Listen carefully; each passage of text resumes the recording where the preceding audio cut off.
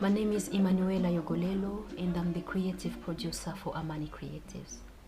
After working with different communities locally in Manchester, even in Greater Manchester, actually even in the northwest of England, including the Cuban musicians, we noticed that we had similarities in a number of things we were doing and we are. For example, the rhythm of the Cuban music and Congolese music, even the way we dress. Like we like bright colors. We like to dress well, Congolese and Cuban. So it was just like something clicked in our brains. Like, oh, what are these similarities between these two communities? So that what gave us the wish, the aspiration to have an opportunity to learn more about those similarities. So that's how the project started. From being a mother and also for very often trying to get our young people, especially our young people from the local African communities, interested in the community, social, cultural, artistic activities and projects we organize. I know that sometimes they are not interested in, they find some subjects or project boring, or maybe they think they are not relevant to them. But with Rumba, really, it was a good surprise for everyone. First of all, just to get involved in the whole project, then to want to learn how to collect the whole history of their communities. And the thing that personally I was touched by in terms of the young people is when they were giving their feedbacks about the whole project, and they said they loved the project because they learned about their parents, where their parents come from, their origins. So I was kind of surprised because it rarely you'll hear young people say something like that. And young people now are more interested in their identity, their community, their history. Since this project now, every time my daughters they have to double check with me. Are we Congolese British? Are we just British? And they insist like we are British Congolese.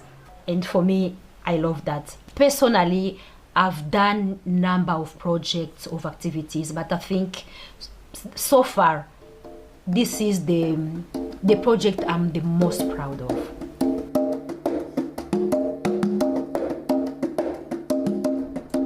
Rumba is a music sound. It takes voices, it takes instrument. Rumba is a culture. Okay. Rumba in Congo, because it's a culture, it affects all layers of life.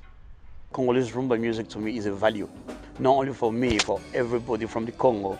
The Congolese Rumba is a value, is part of us. We have it in our blood because we grew up with it. Congolese Rumba is an identity. It's my culture, it's who I am. You see Congolese music, you see me, you see me, you see Congolese music. It's part of my life. Basically, it's an identity. It's the way we are, it's a way of living. Well, it means everything. That means everything to me. Cuban music is everything because when you're born in Cuba, or before you're born in Cuba, your family, you are in the belly of your mom, and then you're gonna be dancing. Carnival, concert, the salsa concert. Well, I am Congolese. Every Congolese person is somehow involved in Congolese music, and I could say I grew up in a musical family. My parents were musical, my siblings are musical, so they sing, they play, and I've always been fascinated with music, so I think it was I was already born in the circle, I could say.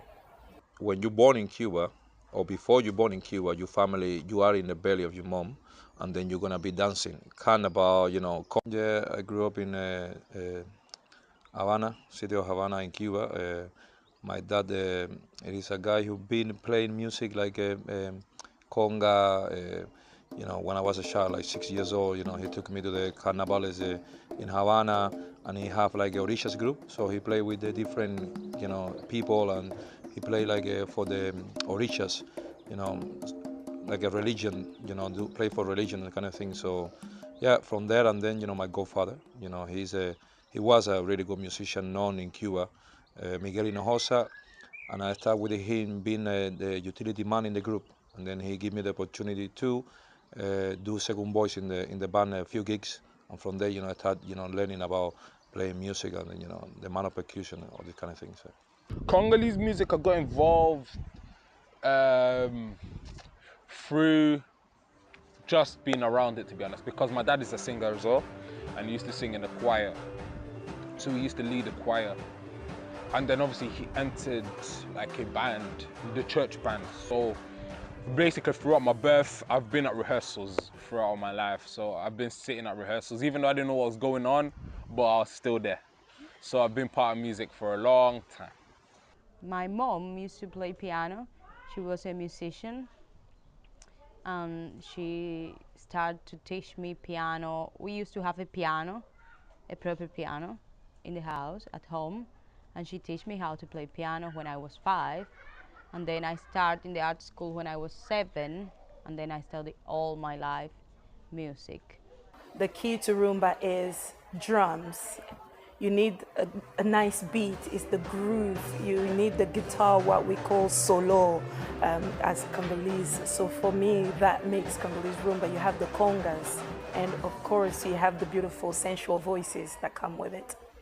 The main scene is the congas, you know, because you have a quinto, the guy who played the quinto is kind of conga, and then the other guy who played different, but the rhythm between them, you know, like 5 people, 3, 4 people, the guy who played the bell, you know, it is like a combination of the sounds. It make you like stand up, you know, and then it's like you know, the way they play, because it's not stop, and it's like different kind of rhythms, and they, you know, they play with the congas, only congas. It's amazing. It's amazing when people do that.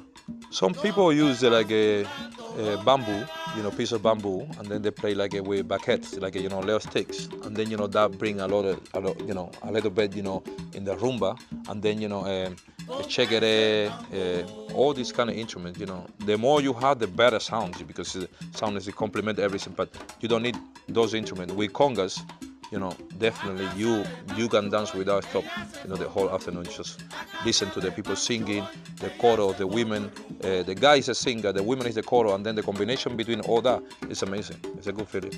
To do a traditional Cuban song, a proper Cuban song, you just need a piano, a bass, and a congas. That's the heart of the Cuban music. Congas, bass, and piano. Il y a aussi les 2 bâtons là. Et là, c'est ça même la base de la rumba. Alors, il y a aussi les tambours. 3 tambours qui représentent la famille. Et premier tambour, ça représente papa. Deuxième, maman. Et troisième, les enfants. There are a lot of themes. And I think one thing about rumba is if you want to know the current affairs of the country, all you have to do is listen, listen to the music. Is basically the rumba music in Congo it ranges from. It could be romantic. It could be historical, telling a story. It could be talking about the affairs of the country. So it could be religious even. The lyrics, it's so wide. There's a wide range of ways it is displayed and promoted, I could say. The main story or lyrics, they speak about or real life, like the day by day in Cuba. Like if your neighbor has an affair with another person, they make the songs about that, or I don't know. You know what I've heard from rumba, even from the earliest time until today, rumba is more based on love songs, society. The love have dominated. It's so romantic. The Congo rumba is so romantic. It talks about love, all the time love. Yes, few bit of society, what's happening in the society, but rumba have all, the major part of rumba have been produced of love, romance. Vraiment, le thème majeur de la rumba, c'est l'amour, la joie. So, but also there is different styles of Congolese rumba now that has been developed, because we've got Odemba, we have Chacho. What really changes it is the melody of the guitar. So whatever the guitar is playing could still be Odemba and Chacho, but the way the drummer is gonna play it can separate the styles. In the rumba, you do the thing with the woman. In jambu is more like expression of the body, and then jambu is like a more elegant. It's a part of the rumba, but it's more elegant. You don't do the thing with the woman, you dance with the woman, and then you can mix it. Jambu and then salsa, dance salsa in some steps, and then carry on. It's about style. The jambu, the rumba is more like more free, and then the game. Okay, in the northwest of England, rumba is most definitely relevant because it's a style of music that we play literally every week. Because obviously we all go to churches, some people have gigs, and if you are Congolese, that is the main style. If it's not rumba, it's gonna be seben. They're the two main styles that Congolese people play because they're the ones that people like to listen to the most. So for talking about relevance, it's most definitely still relevant till this day. People know more about Cuban music, like proper Cuban music called like son or salsa or maybe rumba as well. I think in the south it's more strong, but in the north people know more like reggaeton and other Latin rhythms like merengue, maybe reggaeton. It's quite popular at the moment, reggae as well. But I think rumba, son, salsa, timba, things like that, they are more strong in the south. From the time I moved to the Northwest myself about 10, 11 years ago, I would say from that time until now, I could see there's a lot of variety. It's evolving a little bit more. Maybe not everywhere, but even in the churches, even in events such as this, projects such as this, you could see Congolese music being promoted quite highly. It's still important, but not that much. For example, now people do, most of the people who learn how to dance Cuban salsa or something like that, they use that as a step to mix with the other dance. For example, if you do dance salsa, you can do rumba. Dancing salsa, you can do rumba steps. So it's the same with other things. You can do orisha steps doing salsa, dancing salsa in a normal place, for people to dance. So you do all that. Now you mix all those things, because right now in England, in the UK, I don't believe in people who do like only rumba, because no places to do like just a rumba, to have people to get together and then do a rumba party. You don't find that in the UK, possibly in London, but not in the north. I never see that before. Ça signifie aussi la danse, et ça se danse toujours entre l'homme et la femme.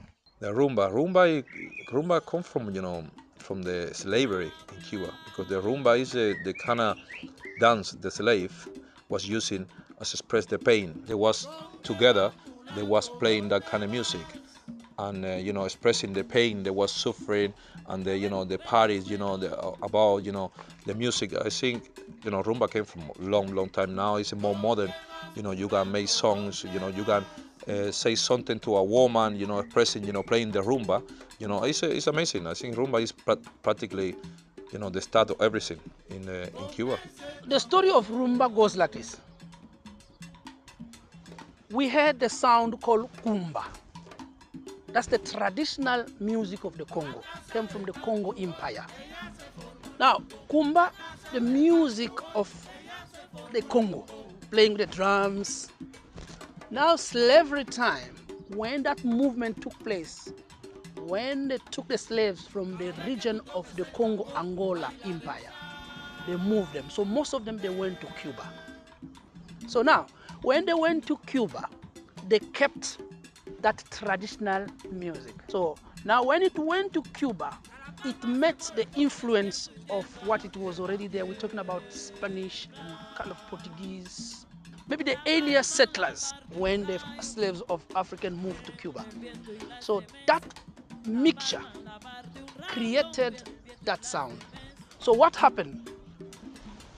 After the slavery, we're talking about modern time where African countries start having independence. Younger people started going out to study. So we're talking about the Congolese younger people who went now to Cuba to study. Dr. Nico is one of the pioneers. So when he reached Cuba, he was now introduced to the rumba. Okay. Why rumba in Cuba? Because in Congo we call it kumba. So when it went there, the slaves, they asked them, what's the style of the music? Or when people are talking. So they said, this style is kumba. Okay. Oh, kumba, they called it rumba. So now, we transported kumba. When it reached Cuba, it came back rumba. So when the younger people of Congo at the opening of independence time, when they went to study, because the opportunity, when the country got independence, opportunities of the younger people to go and study abroad. So Dr. Nico went to Cuba to study. When he went, he found the sound which is related to kumba. They call it now rumba. So he took it back to the Congo region. It's now rumba. Because now there they were playing it already with modern instrument. So when he came back, obviously he kept the congas and the maracas. There also they always played in Cuba with maracas and but guitar, saxophone, it's not our instrument. No. But when it went by the drums, kumba. So that rhythm, it went there, it collaborated with the other influence there, then it came back. So it's like what goes around comes around. So kumba went and rumba came back. Now I'm learning so much about how rich Cuban rumba also is, and to me it was really interesting because, like I said, for me it's not just the rumba that's part of my life, but the Congolese music as a whole. So learning about the Cuban music or Cuban rumba, from there I could sort of see the roots of Congolese music or Congolese rumba or just Congolese folklore music as a whole. I came to know that what we call rumba is not necessarily rumba in Cuba. It's Cuban son. I don't know if I'm saying it right, but all these differences. And I came to find this out through this project, and it's really interesting to see that although they're quite different, but when it comes to the dancing part, there are so much similarities that we've discovered, and it's just really interesting to see that two worlds very far apart with very strong similarities.